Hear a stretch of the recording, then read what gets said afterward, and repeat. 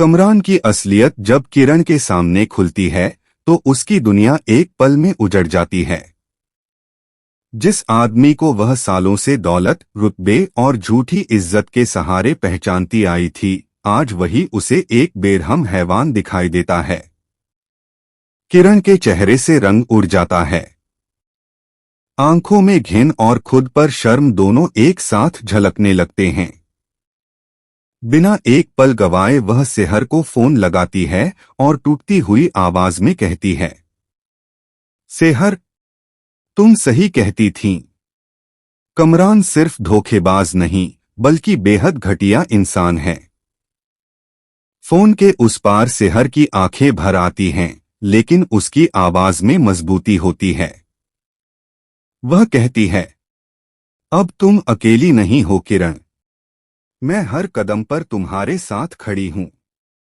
अगले दिन अदालत का माहौल हमेशा की तरह तनाव से भरा होता है।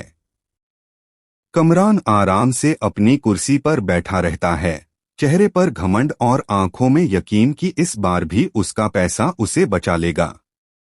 वकील बुखारी फाइलें संभालते हुए आत्मविश्वास से जज की ओर देखते हैं।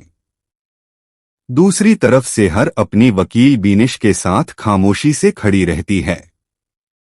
तभी बीनिश खड़ी होती है और साफ शब्दों में कहती है, माय लॉर्ड, आज हम अदालत के सामने ऐसा सबूत पेश करने जा रहे हैं जो इस मुकदमे की पूरी दिशा बदल देगा। कोर्ट रूम में सन्नाटा छा जाता है। स्क्रीन चालू होती है और एक वीडियो चलने लगता है। वीडियो में कमरान साफ दिखाई देता है, वही रात, वही सच जिसे वह झूठ और पैसों के दम पर दबाना चाहता था। वीडियो देखते ही कमरान के चेहरे पर हवाइयां उड़ने लगती हैं। उसके हाथ कांपने लगते हैं। वकील बुखारी का आत्मविश्वास पल भर में चकनाचूर हो जाता है। वह घबराकर कहते हैं, माय लॉर्ड, यह वीडियो नकली हो सकता है। आजकल एआई से कुछ भी बनाया जा सकता है।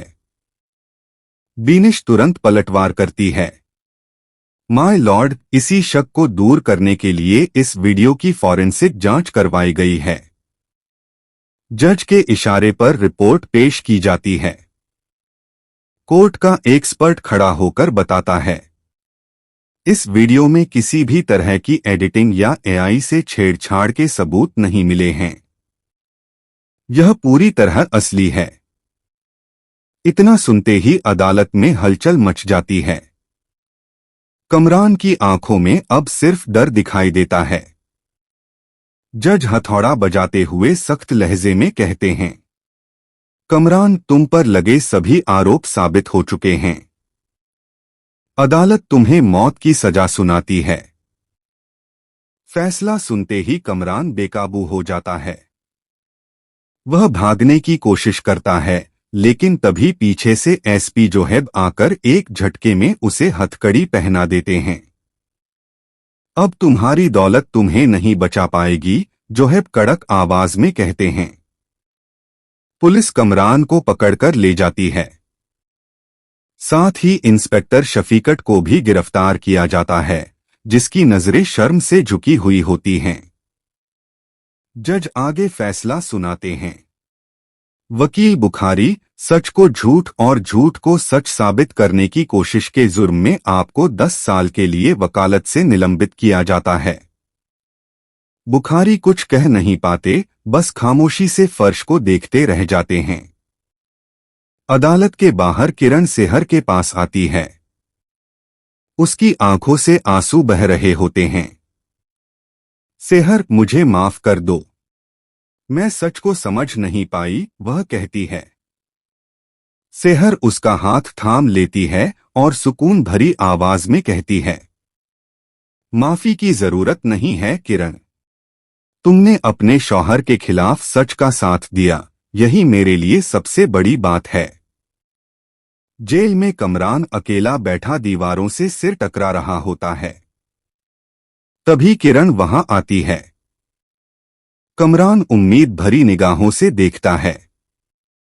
किरण, मुझे बचा लो, किरण ठंडे लहजे में कहती है। मुझे अफसोस है कि मैंने तुम जैसे इंसान से शादी की। तुम इतने नीचे गिर चुके हो कि अपनी बेटी तक के बारे में नहीं सोचा। वह तलाक के कागज उसके हाथ में थमा देती है और कहती है, आज जो दूसरों के साथ किया वही आज तुम्हारे साथ हो रहा है। इतना कहकर वह वहां से चली जाती है और कमरान की चीखें जेल में गूंजती रह जाती हैं। उधर सेहर जब घर लौटती है तो टीवी और सोशल मीडिया पर हर जगह वही खबर चल रही होती है। सेहर बनी मिसाल, सच की जीत, झूठ की हार। सेहर चुपचाप स्क्रीन बंद कर देती है। उसके चेहरे पर सुकून होता है। तभी अली पास आकर कहता है, सेहर, तुमने सिर्फ अपने लिए नहीं बल्कि हर लड़की के लिए आवाज उठाई है। थोड़ी झिझक के बाद वह पूछता है, क्या तुम मुझसे शादी करोगी? जीशान आगे बढ़कर कहता है, आप अकेली जिंदगी कैसे संभालेंगी? अली भाई हमेशा आपके साथ रहेंगे। अम्मी अब्बू भी हामी में सिर हिला देते हैं। सेहर कुछ पल चुप रहती है और सोचने लगती है।